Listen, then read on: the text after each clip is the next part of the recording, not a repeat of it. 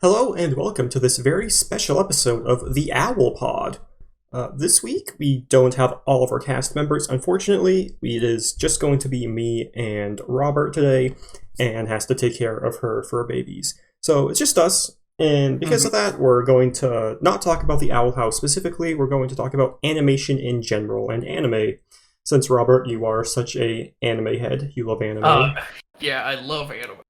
I definitely don't hate like 90% of it. It makes me angry. But Well, you watch enough to hate 90% of it, so exactly, that's the point. That's the point. Yeah, so this is gonna be called an Owl Podlet. Just a little mini episode, or maybe it'll be longer. I doubt that, but who knows? We'll see what happens. Some housekeeping. This week it's a one-on-one with me and Robert. It's a good opportunity for the audience to just learn a bit more about ourselves, talk more about things we like, in this case anime. Next week, you will be gone, so me and Anne will do something similar. We're going to talk about video games, like Final Fantasy maybe, or survival horror, or the state of AAA gaming. We'll see. I would talk about video games with you, but I'd just be like, you want to see the tech I use on my Celeste speedrun? Yeah. Definitely a good division of topips, for sure. Yeah, that's why animation, like obviously Owl House is animated, so that's why we're going to talk about animation as a whole for this week. Then the week after that, it'll be one-on-one with us again, maybe talking more about anime. And then finally, 1 month from now, we'll get back to episode 4 of The Owl House. And hopefully this will give everyone enough time to understand us a bit more, to understand what we're all about. Yeah. So animation. Animation, general animation. I love anime. It has some of the best storytelling on the planet, and I am very happy that it exists. Just background-wise, I used to love Disney, Marcus. You know that? Oh, I was there. I used to love them. I was like, man, I love it. And then I turned out that the last 2D animated thing that they made was the Princess and the Frog movie, and then they just shut down the entire department before that movie even was released. And that's when I stopped really, because I like 2D animation. It's like my favorite thing. Like 3D animation always gave me like weird vibes until, of course, we have like the most recent years we've got like Spider-Verse and like other stuff like that, and stylization, which premium, love it. I'm actually finally on board again with 3D animation. It just took literally almost my entire life. Like it took the last 10 years literally. I think the Princess and the Frog came out in by the way, Princess and the Frog, banger of a movie. But not talking about that because I haven't seen it in ages. But yeah, I only got back on board with like 2D animation in the States like recently, because I mean it's animation in the States, because they actually finally started to incorporate 2D elements into things instead of just like making weird Pixar clones. And it was like, I would have liked 3D animation more if honestly that everyone didn't just copy Pixar, but that's just kind of how it went. Yeah, Pixar did something really good early on. Like, they pioneered it, and everyone else was like, oh, that's great, let's keep doing that. And they stopped innovating, really, at least in terms of style. Like, they got better technology and better at that style, but they didn't make anything else. Pixar was actively innovating for a really, really long time. I mean, The Incredibles was like the pinnacle of all of their like animation techniques sort of like mashed together, because they did like a bunch of other like things, like Monsters Inc. was like fur and like all that. Yeah, and everyone talks about that. But like, I just kind of like tuned out basically for an entire decade for the most part about like animation in like America, because I was like, I don't want to look at this. It looks weird. I don't like the way it moves. It looks like weird and polygons, and I don't like it. But I had, so basically there is an entire decade of me basically just watching anime because I couldn't get anything else. For my 2D animation bug. So I have an entire decade of just going through and sorting through so much garbage. But the benefit to that is that I still like it more now, and I think that the storytelling is better, and I don't get tripped up anymore by hearing, because I think you like to watch dub, right, Marcus? Yeah, I guess behind the scenes for me, I struggle for some reason with Japanese like subtitles, like just the language, something about it just doesn't work for me. It's hard to describe. It's like listening to like text-to-speech talk or something. Like, I can't derive emotion from it for some reason. I'm not sure what's up with that. And I think it's only Japanese. Like, when I listen to things in French, it works for me. I don't know, maybe. You're not alone on that, Marcus. I'm just letting you know that's not an uncommon thing. I don't remember if I ever felt that way with Japanese. I felt like I was kind of getting it. But I could have honestly at some point. It just the pure amount of exposure kind of got me used to it. But you're not alone on that. I think it's just that there's a lot of different like the tones that people take aren't universal for the most part. Hmm. I have a hard time with like if I'm listening to like something that's like dubbed in like Mandarin. Not Mandarin, sorry. What's the Cantonese? Is that what you're I don't know. I don't know. No, okay. I think I can't remember if there is a like those. I don't remember if it's a written language that's. Yeah, it's Mandarin. I'm pretty sure, but I have a hard time hearing like Chinese for some reason. Even though I'm good with Japanese, if I hear Chinese, the tone is just I get like overloaded, like because I can't like I'm like what. Interesting. It feels so much more complicated, but because I hear it and then I just like for some reason I can't like dial in on it the same way that I can with I think it, like I said, I think it's just pure amount of exposure to the sounds and like context, and I can easily like tell what's going on with anime now. But this is sort of besides the point. I think we're just talking about how we're completely idiots at this point. We're just gonna be like a problem for nobody else. But like, no, I understand what you're talking about. And like with French and other things, I imagine it's a little easier because they honestly have same language roots and cultural roots. So Yeah, there's the Latin origin there, so. yeah, and more than just like the little written language of words, it's like there's certain like context and like, you know, I guess I'm trying to think of pronunciation and like tone. It's cultural. I don't know, but I don't. But the funny thing is that I don't like listening to dubs of anime most of the time because I hate watching the mouth move differently, and I think I get the emotion worse. I feel like a lot of the time if it's in English now. Interesting. So we're Yeah, polar I don't like the opposites with that. I don't like the voice actors in that, and it's just with anime. I'm gonna be honest. There are good English voice actors that I'm fine with. I just don't like. I don't know. I just don't like the. I don't know. I'm not a fan. But yeah, sorry. Back to animation in general. I made you watch Vinland Saga. Yes, you Um, wanted me. You told me today. yeah. It was like, Marcus, you have to watch this. I'm like, okay. Yeah. I wanted to talk about it because I did, in fact, watch all of it in the course of about 48 hours, or 72. I might have been like 3 days, because I got sucked into it. And just for context, Vinland Saga is a currently airing anime that actually started getting written in about 2005 and only got an anime about a decade later, like 2018 or 2015. So that's when this season came out, by the way, Marcus. Okay. That I made you watch. The most recent season 2, came out this year. And I will tell you that just be aware the moment if you do finish season 1 and you want to watch season 2, it is a massive tone change. Oh, interesting. It is still following the same characters, but that's where you get an actual time skip. Is at the end of season 1. That's a real full-on time skip.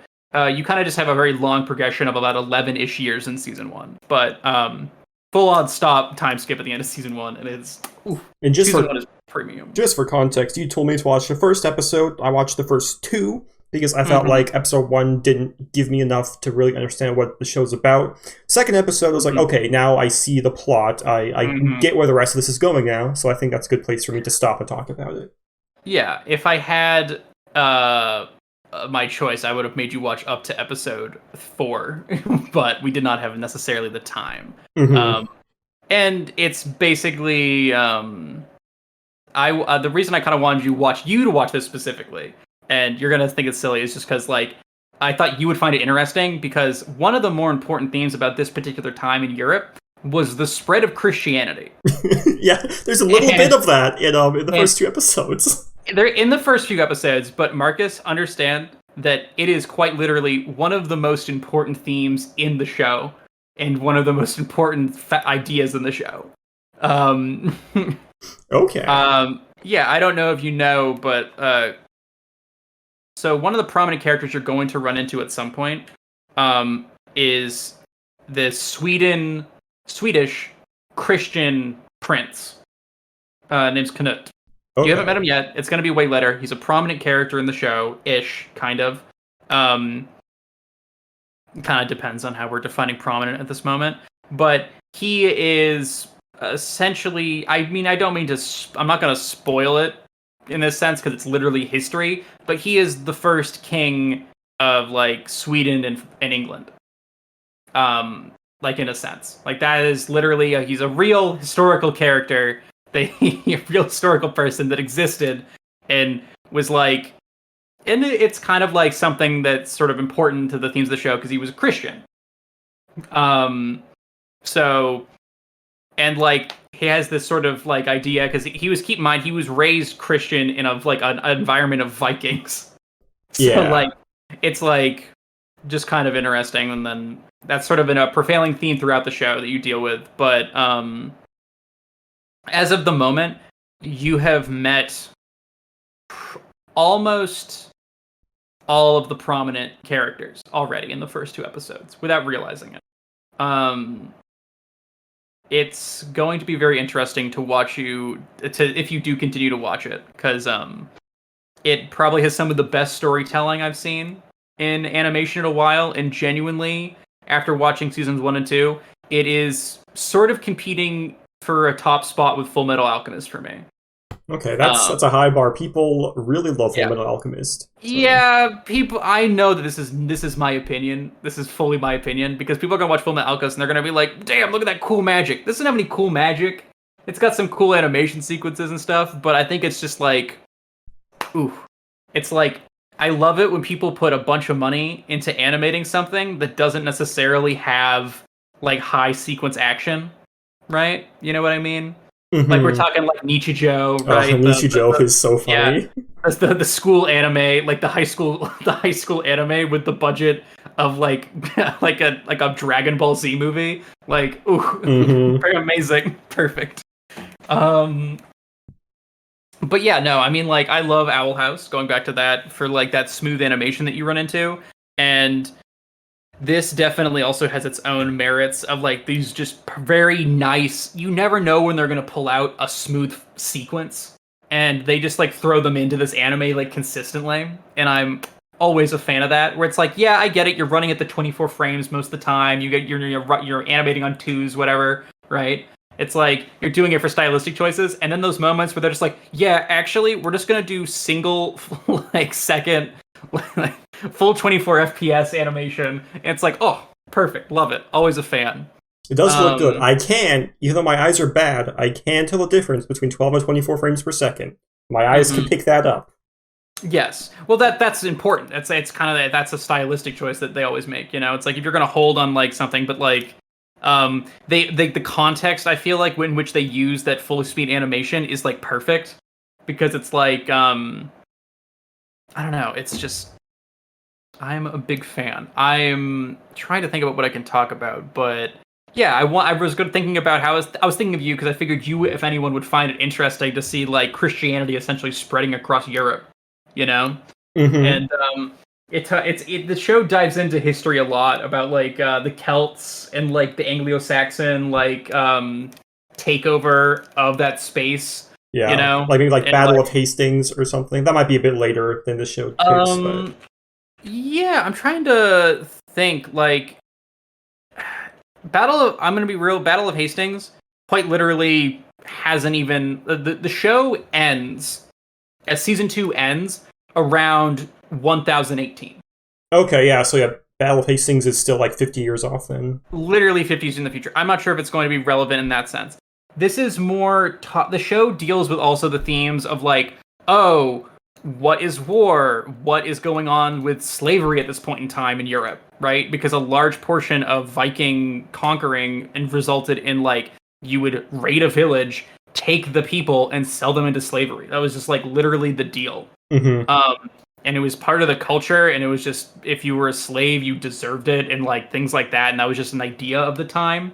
And it's like, it sort of is exploring the idea of like a sort of cultural and like moral like argument between two different forces of like ideas, and it sort of does take roots in the idea of like Christianity being sort of like this sort of like driving factor for a lot of moral choices and the idea of fighting against the concept of slavery, but it doesn't inherently say that Christianity is at like morally like better because there are a lot of Christian assholes in this show. Mm-hmm. There, Um, I mean, yeah, I think at that time, especially in England, like there mhm. is a lot of like profiteering in like the church and Oh, stuff.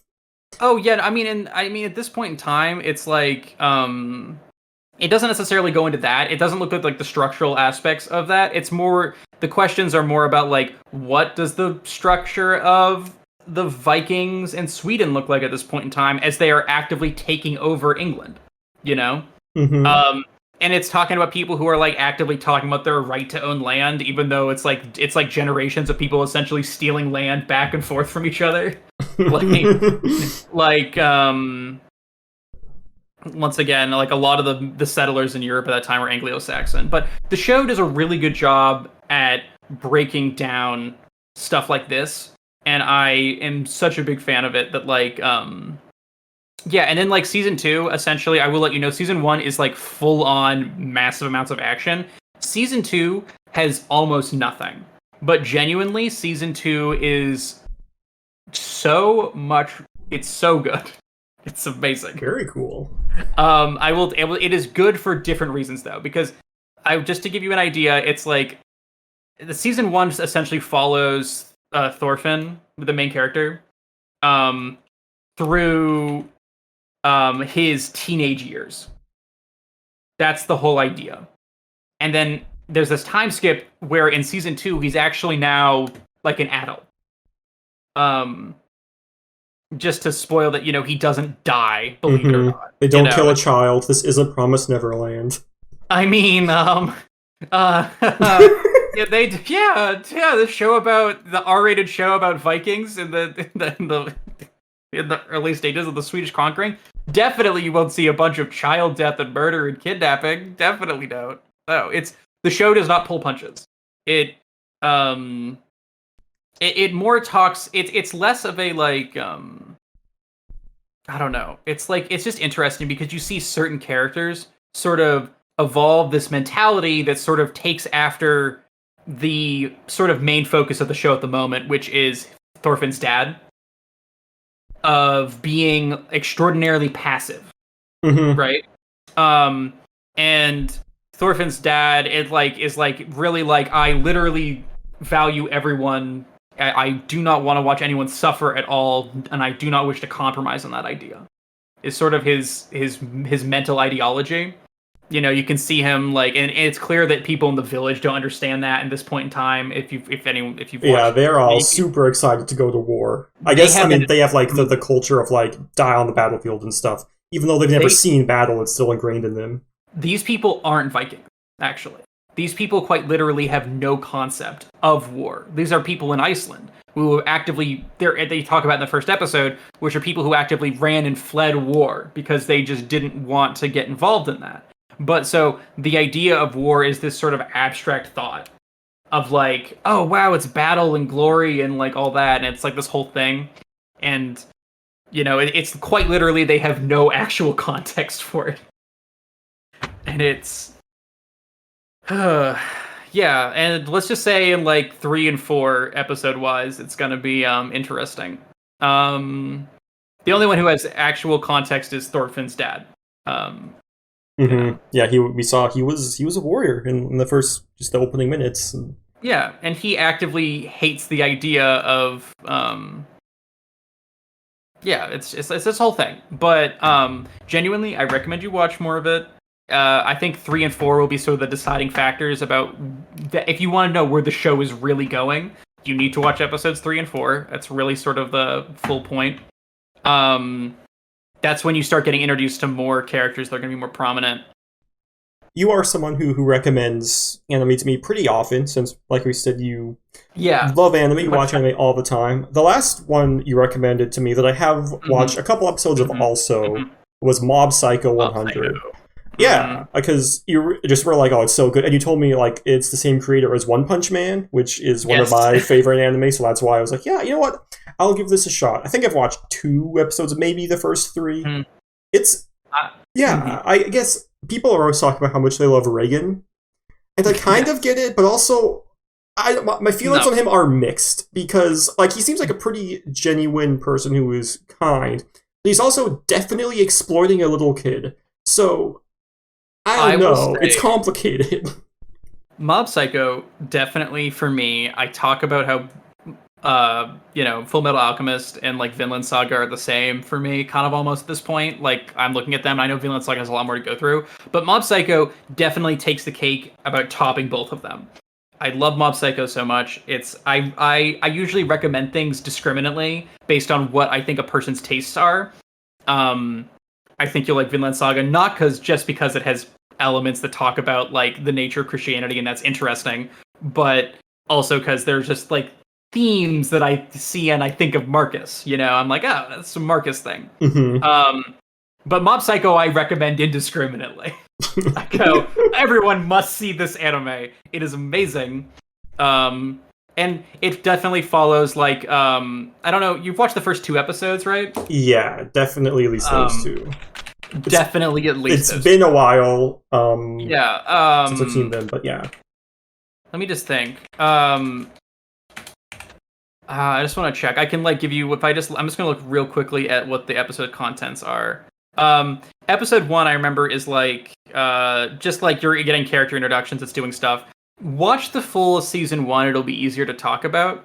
But I will say that a lot of people like Reagan for not stuff that he is now, but for who he becomes. Yeah, I'm sure. I Um, mean, character growth is important, and I think yeah, I think also at this point in time, you don't have a full sense of his like full ideology, um, which is fine. It's just that like he is who Reagan turns into, and why people love him so much. I feel like is because he sort of turns into this voice of practical reason, right? Like in a world where like everyone is panicking about like these large problems, he consistently goes, dude, calm down. Like really, like you just need to chill, man. Like, and it's just kind of this attitude, but it's still funny because a lot of it for him is also a facade. Like he's still like putting that on, but at the same time, he's still just like, oh my god, what the hell? yeah, he's a con man Yeah. for sure. Yeah, well, he knows, like, but when it's also nice because in those moments where he is truly being genuine, it takes an air, and those are his true, most powerful moments, is when the inside monologue that he has inside and who he acts on the outside line up perfectly. And everyone goes, it's Reagan. That's Reagan right there.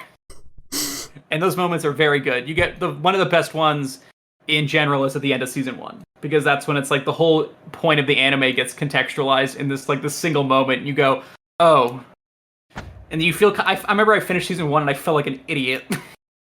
Okay. Yeah, it was good. It made me feel like stupid. I was like, oh.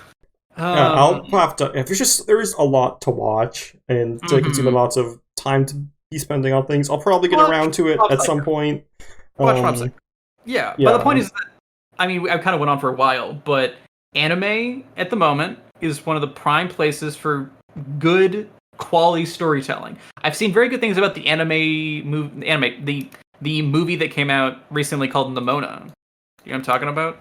I might know what you're talking about. I don't know if I do though.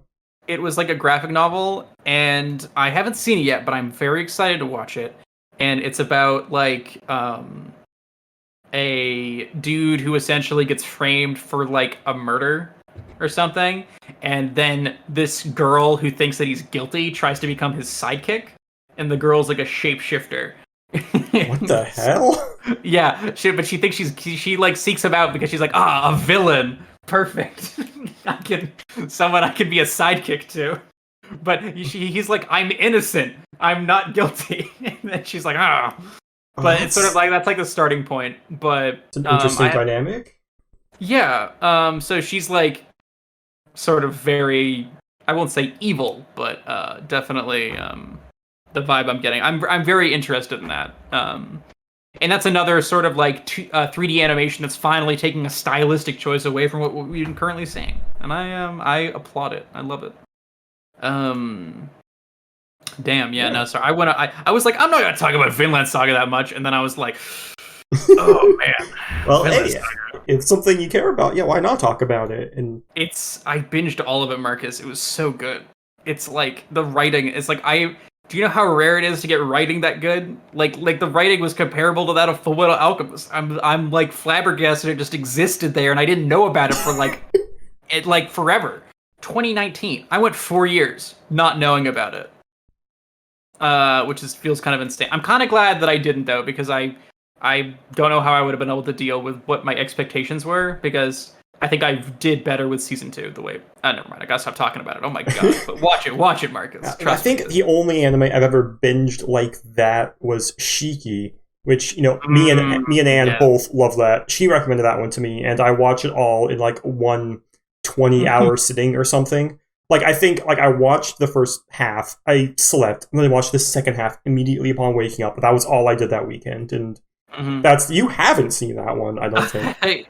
I watched the first few episodes, and then I'm not gonna lie, I fell off a little bit. That one's on me though. I've heard good things from everyone. I'm just. The thing about Shiki is that you kind of have to watch all of it. The theme I doesn't become know apparent until the last episode. the 18th episode or so.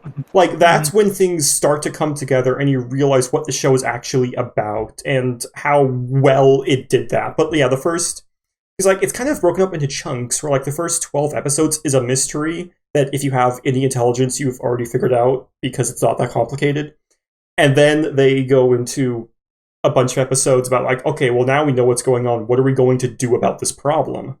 And then the final couple episodes is like them actually doing something about it, and that's when you're like, oh no, everything is terrible. And those episodes, that is the thesis of the show. It's probably the best show I've ever seen in terms of like theming. It's the only show I think that's ever made me feel a certain way and made me want to be a better person. It's Oh, incredible. Marcus, everything you're saying sounds like the description and everything that I said when I finished Mob Psycho season 1. I'm just letting you know right now, straight up. I was like, except instead of episode 8, it's the last 10 minutes of the last episode that contextualizes everything else. Oh, And man. also, I was going to say, now that you mention it, that is also just sort of a structural pattern to animation that you only see kind of in anime, I feel like. I don't see it. It's kind of odd because I just thought of somewhere else I saw it, where it's the idea of you sort of dedicating a large portion of the beginning portion of a show towards this sort of lacking context, sort of like not full picture of what's going on view. So much so in the dark, where it's not like a mystery show, right? Like if we're talking like there are like mystery shows, you know what I mean? Where it's like everyone's in the dark and then like there's a reveal at some point. But I like it when like you have okay, this is this is the example that I was thinking of that wasn't anime that I wanted to talk about. Large portion of Quentin Tarantino movies. I don't think Specifically, I haven't seen any of his movies, I don't think. okay, have you seen The Hateful Eight? No. Okay. I don't want to spoil it, but it's something that I feel like I've only seen in like very or Glass Onion. There you go. Okay, yeah. Glass Onion does it where halfway in the middle they basically drop new information, recontextualizing the entire first half. Yeah, Right? yeah. Okay. And it doesn't do it in the same way that anime does it, but do you know what I mean? Where it's like you have the first 12 episodes of your Shiki, and then it like you have a point where you're like, oh, it's like now I know everything, and the sort of the pace changes. You know what I mean? Mm-hmm. I like the idea of sort of like a mid-story pace change, like feeling okay, like with breaking up the genre a little bit. Because Vinland Saga does the same thing. Season 1 is this journey of a child through war-torn Europe, you know, with like living out like with his like the influences of like it's like holding on to like who he is and like discovering like himself. And then season 2 is not that at all. It has entirely different energy to it. There isn't as much war. It doesn't like shy away from like it's still very much related to the first half, but it's like it makes it as a logical progression of what should have happened. You know, you still have the same characters and everything like that, but yeah, it's like that sort of structure. I feel like is so like foreign in other media, and I don't know why. It seems strange to me. Like it's not like it's not linear storytelling, right? Like I assume Shiki's still linear, right? Yeah, it's still linear. I don't It know. must just be a cultural difference, maybe, or like that's Is something. it?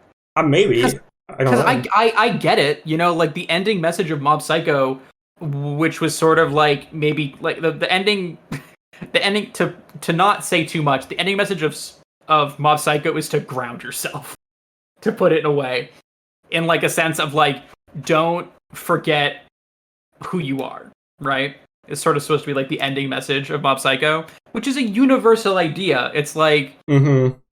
yeah, or like for instance, Vinland Saga takes an approach that's like, imagine if Batman wasn't stupid, right? Where like Batman's like, ah, yes, I refuse to murder people, right? It's like, well, maybe you can murder people. I'm sorry, like sometimes you're left with only a choice, but it's just not good to murder people, you know? Sure.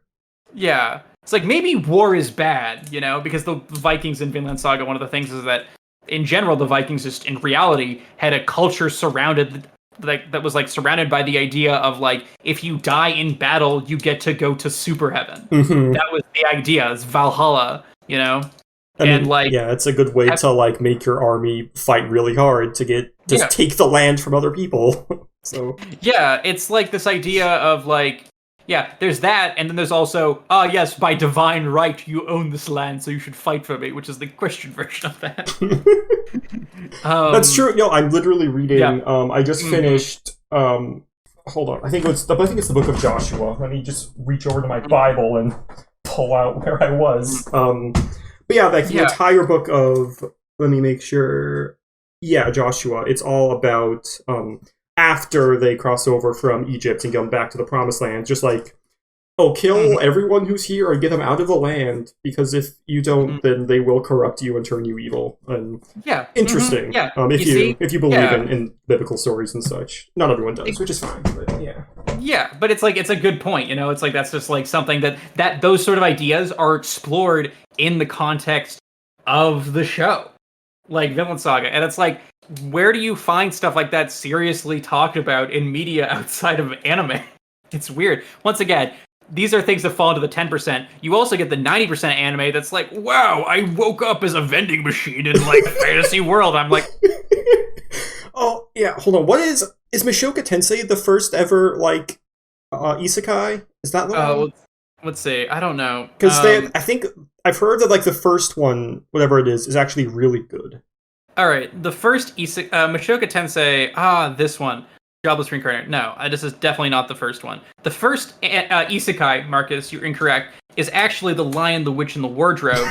And you know, Oh, uh, no, I mean it's funny to think about how there are isekais in America. You know what I mean? the Owl House is an Like isekai. the Owl House is an isekai. Yeah. You know, another crazier isekai that I always like to say, and it's definitely I would definitely get fought on this one, but I think I have valid reason to say so. Um, Stargate. Okay, well I haven't seen Stargate, so I can't comment. I don't Stargate. know. They go to a different world every episode. It's a different isekai every episode. It's about them exploring alien planets, That sounds like and Star Trek. it sounds well, except in the context is they're like stepping through a portal into another world, like they step through a wormhole. Well, And do they come back to Earth at the end of every episode? Is they that do, but I would argue that that anime that came out where it was like Gate, you know what I'm talking about, where it was like literally about the self-defense force in Japan. I've not heard of that. Like, I'm Yeah, not as into anime yeah. as you are. So. Once again, my point is that there is like this giant 90% of garbage that I that I'm fully aware of. Let me see. Let's see what Google says about the first isekai anime though. 'Cause at least I thought Mushoku Tensei, if it's the one I'm thinking of, was like one of the first ones to really do it like well. And like it was so good that all the tropes come from that one, and that's why they're tropes now. But it worked in that series. I think it was Mushoku Tensei anyway. People say the first isekai story didn't come from Japan, things like that. Sure. Let's say the first. I mean, like the Let's first see. anime or manga, I guess. I'm checking it now. The first anime original isekai is actually something called Pono Miracle Daisa Kusen. Probably said that horribly wrong. Looks like it was made in like 1977. Like not a lot of context for like how first isekai video game mechanics are what are in like I don't know. Like in my mind, when isekai started to take a massive like portion of like what I saw every season coming out. And like every season, by the way, Marcus, I like look through the list of anime. There's always at least like 3 different isekais. Like some nameless, generic, like store bought, like signature brand, like anime of like a like they like do like a Mad Lib word like search of like what to make different about this one. And guess what? Even when they do that, a lot of the time they aren't that different. They're just bad. Well, yeah, like I think they're all cut from the same cloth. But yeah, I don't know. Isekais for some people. Every once in a while, I'll just turn on some garbage if I need to like do something important, and I'm like, how do I make myself watch something but not want to watch something? Oh, I know what to do. I'll put on an isekai because I don't want to watch it, but it's like noise. That's like different. So I'll like work on my project while I like look over. I'm like, oh, what's going on over there? I'm like, oh no, I don't go. I like look away. You said they are kind of prevalent. They're around a lot. Like I think one of them was it Pokemon Arceus, one of the more recent Pokemon games, was also an isekai. Yeah, it's kind of also weird to tell because you can never know what anime is going to be good and what's going to be kind of weird or garbage, right? It's just kind of strange. I have learned, and I had to finally realize that the visual style of whatever's on the poster is no longer an indicator for me. I have to admit, like something can look really good, turns out it's just complete garbage. You know, or it can look like garbage and turn out it's really good. I would never have clicked on Nichijou, right? Unless I had figured out context beforehand. It's true. Ranking of Kings was way better than I had expected. Speaking of anime that's amazing that came out recently, Ranking of Kings is premium, but it looks like the most baby animated thing on the planet. But it's actually like the smooth, like beautifully animated like story of like a secession struggle between 2 princes. Huh. Yeah, and like one of them who like actively and then it like goes deeper and there's more and more and it like builds on itself. But also, just going back to my other point, I just opened everyone's favorite very legal anime site, Obscure Unnamed Letter Anime, and I immediately on the first page already see 3 things that I know are isekais. It's a popular genre. It's just I get the escapism, and that's fine. But it's just sad to me whenever I like know that anime has these stories of like Vinland Saga and Mob Psycho and Ranking of Kings and honestly, and I hate to say this, One Piece. And like it's like what people really see when they think of anime is they think of Dragon Ball Z. But it's like it's generic, you know. It's kind of got like this like it's like shonen is kind of taken over the anime. Yeah. Like. It's just that's the whole idea of like shonen anime is like the visual of what someone expects anime. When they think of anime, they think of shonen anime. So like Demon Slayer, which isn't bad, but it's like anybody who's like, man, Demon Slayer is amazing. I'm like, sure, not like, good enough for you. Not good enough for me. I mean, it's like I have my own taste and everything. It's fine. I like Jujutsu Kaisen. You know, that's like good. But like, I read a lot of Demon Slayer. I mean, it's just kind of how it is. But I want to go back to something that I know you've watched, which is just for the ending bit because we've been talking for a while now. I'm sorry about that. I got on a roll. I got my manifesto, Marcus. You've just been like, sitting there, and I'm like in my soapbox. No, it's important. People know who you are now. You're the anime guy. I don't want to be the anime guy. I guess because I don't want people to think of Dragon Ball when they look at me. I'm like maybe like. I'd be like, I would prefer to be like, you know, yes, I'm like this, I love my strategy games. I would prefer to be the Valorant guy. Oh. God, actually, never mind. I don't want that anymore. They just changed the way that characters were done and like unlocked, and I hate it. I prefer to be the Counter-Strike 2 guy. Okay. But no. Yeah. Oh my God, there's another one. I was joking, but they just turned it into an anime. They made the vending machine anime that's coming out right now. Reborn is a vending machine. I think I might have seen like a clip of that. Why are they all getting animation? Anyway, what did you want to... Something that I've definitely seen. What were you going to talk about? I was going to talk about... I wanted you to tell me about like... well, no, I guess you said what you wanted to say about the one that you were just talking about. Oh, yeah, Shiki. cheeky. Yeah, I don't know why I wanted to say something else, but like, oh yeah. Speaking of animes that are good, Skate Infinity. Some weird, like, it was not expecting that to be good. I've not seen it, so. Anne made me watch it. You can ask Anne about it. Okay, all right. There's a dangling thread for next episode. Yeah, that's a dangling thread for next episode. But I will tell you this about it: is that it is a skateboarding sports anime. Okay. And there is, I mean, Anne recommended it to me, so obviously there is lots of gay tension between certain characters. Uh-huh. So there's romantic tension there, but not really. It's also just like ridiculous, and it acknowledges that it's ridiculous, which is important. Like the ending episode is quite literally just insane. I mean, I don't know. I don't think I really feel bad about spoiling this, but there are like costume changes. Like these are like full on like costume skateboarders, and they're like illegal skateboarding in the abandoned mine. And then like there's like a whole cabal like organization that like funds this illegal skateboarding ring. It sounds ridiculous. Like, and they're like ties into the government. Yeah, it is ridiculous, but it's also like amazing because first of all, the animation is really really good, and more so and it doesn't have like the depth of a lot of other animes, but like in terms of like garbage anime to watch, there's nothing problematic about it. And it's just silly, right? And it doesn't take itself too seriously. It's important. It's like it doesn't go, hi, we're gonna drag this out into like a 50 episode arc. Does not do that. It's like 12 episodes. Huh. Yeah, it's just you can never know what's garbage with anime, and that will always make me sad. Ask Anne about it. Anne probably has a million other things to tell you about it. Okay. Yeah. If you dare, that's all I'm gonna say. Oh my good. Okay. Well, I guess I'll have to figure that out next week. Yeah. If we can end it there. I mean, I don't have much else. I mean, I also wrote down.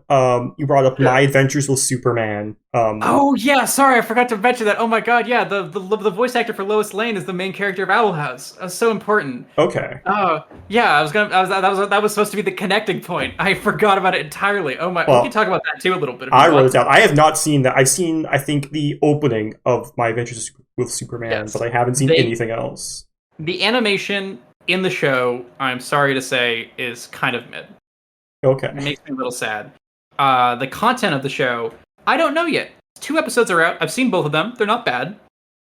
But the animation kind of sometimes I'm like, oh, I can feel the tweening. Like, it's like, ugh, you know? Like, there's nothing wrong with tweening in general. You use it in everything. But it's like, if it's like very, like, if I watch someone's character move and it looks like they're rotating, like a head does not, like at an angle, does not like do a perfect, like flat rotation on the screen. I'm like, it's just like smaller things that like sometimes catch me up. But I like it. It's not bad. It's gonna be silly. They gave Superman an anime girl, magical girl transformation. That's cool. Yeah, like he does a little. 1 second. I'm gonna set it in the Owl Pod. So wait, you said that the main actress who plays Lois Lane is also in the Owl House? She's Lutz. I don't know. I don't know if you're right about that. She's not Luz? I don't think she's Luz. She's not Luz? I thought, okay, I'm gonna check the voice actor. Am I wrong? Oh my god, I'm wrong. I read that somewhere. Oh god, it was no point in the first place. Maybe in a different language. That's true. But... I know why it was. It's just because the characters they're playing feel so similar. They do like this attitude, right? That's like, oh my god, it's time. Let's go. I'm ready to go. Let's go. Okay. they kind of have like this like attitude that I'm like, it's like a high energy. Like I remember seeing someone and someone was like, they were like, oh my god, the same energy. I don't know why. I can't believe I made a mistake like that. What an absolute fumble. I guess you're not the anime guy anymore. You're not the anime guy. I didn't know the Superman voice actors. I just like was doing it based off of the voice. I should have assumed. Oh, the horror. Yeah, but the person who I do know that the owl. I recognize the voice from Encanto though, from Owl House. So I remember that. It's just like thinking about it, like what is Chibiverse? She plays loose in this thing called Chibiverse. What is this? What is this? What is this thing of never? It's a bunch of like Disney properties in a chibi art style. Oh, this is like what they did for like this is what they did for like high school like Attack on Titan. Speaking of animes that I watched fully and I would never recommend to anybody. Anyway, Okay, or I guess fully. I'm gonna have to watch this Chibiverse thing somehow. I didn't. Marcus. Whoa. No. Whoa, what? Whoa. Why is there Perry the Platypus? Yeah, it looks like it's just a bunch of Disney stuff in something. It's 4 Centers episodes. of chibi versions of Disney characters as they live in their own universe. Huh. I'm gonna have to get Ryan to give me the Disney Plus password again, unless I can find it online somewhere else. Yeah. I mean, in terms of what's going on, I forgot what we were talking about.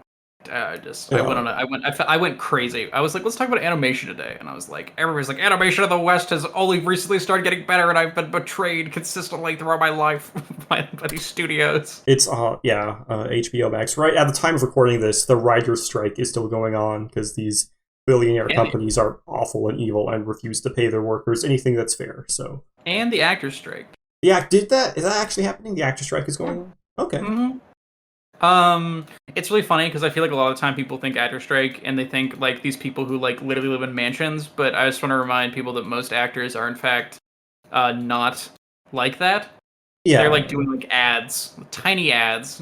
Yeah, like you can be in the Actors Guild and have like day rates for like show up for like $1,000 this one day and then don't get work again for a week or two. Yeah, it's just not. It's unsustainable for a lot of them. It's not great. I remember I had I'm just thinking about that. I had a long conversation with Will Riley and Ryan about this in a car, and it was literally went in circles for like hours. We heard on road trip. Oh man, that. Well, I'm in favor of strikes. I like it when workers get paid more. I was gonna say, reasonably, if you're talking about the fairness of wages, people are like, they're like flying away, talking about people are being greedy about what their wages are, while they like fly away in a private jet to go like take a vacation somewhere. Like, I'm like, what are you talking about? Like, what do you actively do other than provide money to like goes towards these projects? Mm-hmm. If all you're doing is bankrolling it, then maybe you should consider, it's like they're not even bankrolling it; it's the company's money, It's like they're just sitting in an executive.